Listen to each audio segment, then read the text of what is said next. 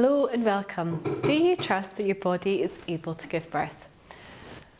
What happens if you believe your body isn't physically able to give birth? And how have our mothers and grandmothers' experiences influenced our beliefs that we can give birth?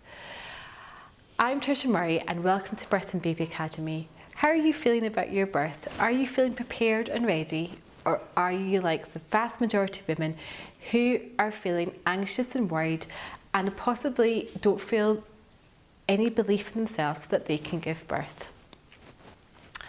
Well, it doesn't need to be like that. I know that because I've worked with hundreds of women over the years in groups and one-to-one, pre-birth, during birth and post-birth.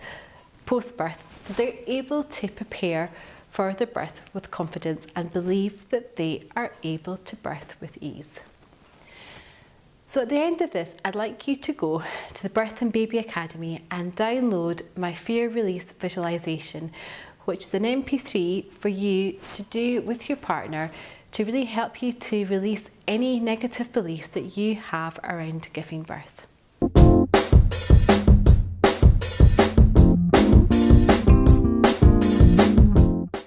So I've worked with clients for the last few years around giving birth. Recently, I got a call from a woman who came to see me to help her, to support her through her second pregnancy, labour and birth. And obviously this woman was really traumatised by her first experience, and I'm not surprised really once I heard what happened. But one of the things that started to come out with working with this woman was that she had this really deep belief that her body was the wrong shape to give birth. And when we were working, what became quite clear was she believed that because her mum had had to have 3 caesareans and both of her sisters had had caesareans, that she couldn't give birth without a doctor or without some sort of surgical intervention because obviously she was the wrong shape.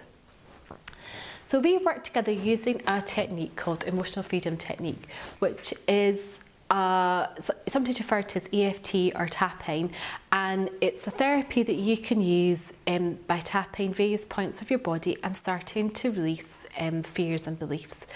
It's a really powerful tool. It's not the only tool, but I find it really effective.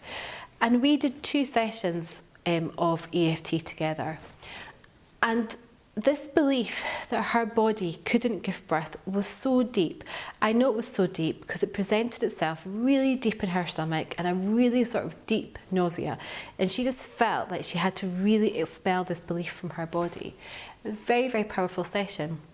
But what was lovely was about a month after the second session, we went into the hospital after a day of on-off contractions, and she went in and she had this beautiful 2-hour labour and gave birth to a gorgeous baby girl. And not only that, she had an amazing postnatal recovery and bond with this baby, which is something that she hadn't felt the first time round.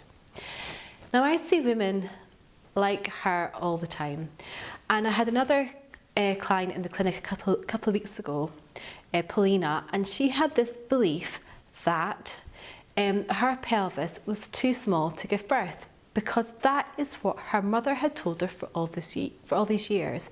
She had said to her, "You're really tiny, just like your gran, so I don't think you'd be able to give birth." And lo and behold, she needed to have a caesarean birth because the baby couldn't descend into her pelvis. And this is one of the crazy things that I hear all the time. And you might not believe this, but I get emails from women before they've even fallen pregnant or even tried to have a baby, asking me, because they have a small pelvis, does that mean that they can't give birth? As though there's some definition to what a small pelvis is, and there's a belief that we create babies that we're unable to birth. And I just find this such an interesting thing. And these beliefs are so crucial into our experiences through pregnancy, labour and birth, because if we don't work through these beliefs, they start to become self-fulfilling prophecies.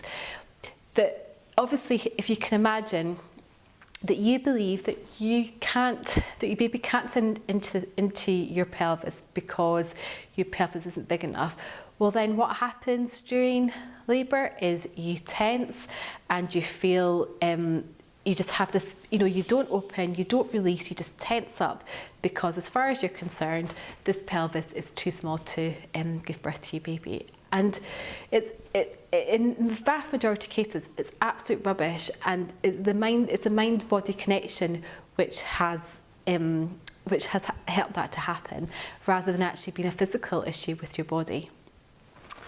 And we also have to remember that we're the daughters and granddaughters of mothers and grandmothers who have been really traumatised by the system, because they were the first ones who ended up going to the hospital in the 50s and 60s and 70s, and some of them the 80s, when all the medical technology came into being and where birth moved from the home into the hospital.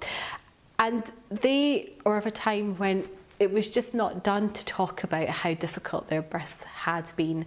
And because of that, they still have that trauma within them. And that trauma has come down to us through their stories and through things that have happened. And there might have been times that their pelvises would have been too small, especially with our grandmothers, who might have been a result of the war when there was poor nutrition. And that might have had an impact on how their bodies were formed. But really, in modern day times, that is just something that is so rare and really does not happen.